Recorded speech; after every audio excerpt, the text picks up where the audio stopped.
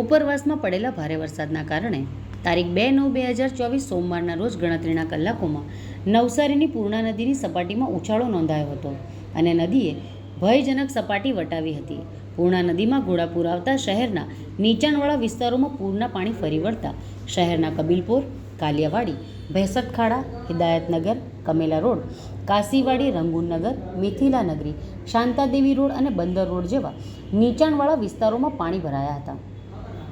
નવસારી શહેરમાં છેલ્લા 1 મહિનામાં લગભગ 4 વખત પૂર્ણાની સપાટીએ ભયજનક સપાટી વટાવી દીધી છે, જેના કારણે નીચાણવાળા વિસ્તારોમાં રહેતા હજારો લોકોની હાલાકી વધી ગઈ છે. વહીવટી તંત્ર દ્વારા નીચાણવાળા વિસ્તારોમાં રહેતા લોકોને સાવચેત રહેવા અને સલામત સ્થળે ખસી જવા માટે સૂચના આપવામાં આવતા હજારો લોકોને સ્થળાંતર કરવાની ફરજ પડી હતી અને ખૂબ જ ઝડપથી અને વધુ પ્રમાણમાં પૂરના પાણી ભરાઈ જતા ઘર, દુકાન અને મિલકતોમાં માલ સામાનનું ભારે નુકસાન થયું હોવાનું જાણવા મળેલ છે.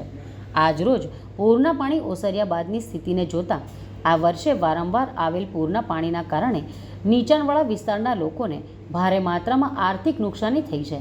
સાથે જ કેટલાક વિસ્તારોમાં પૂરના પાણી ઓસર્યા બાદ ગંદકી વધી જતાં સાફ સફાઈ સમયસર નહીં થવાની હોવાની ફરિયાદો સાંભળવા મળે છે.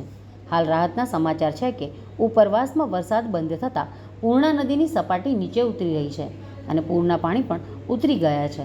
ત્યારે જિલ્લા વહીવટીતંત્ર દ્વારા પૂરગ્રસ્ત વિસ્તારોમાં કયા પ્રકારની સેવાઓ આપવામાં આવશે તે જોવું રહ્યું.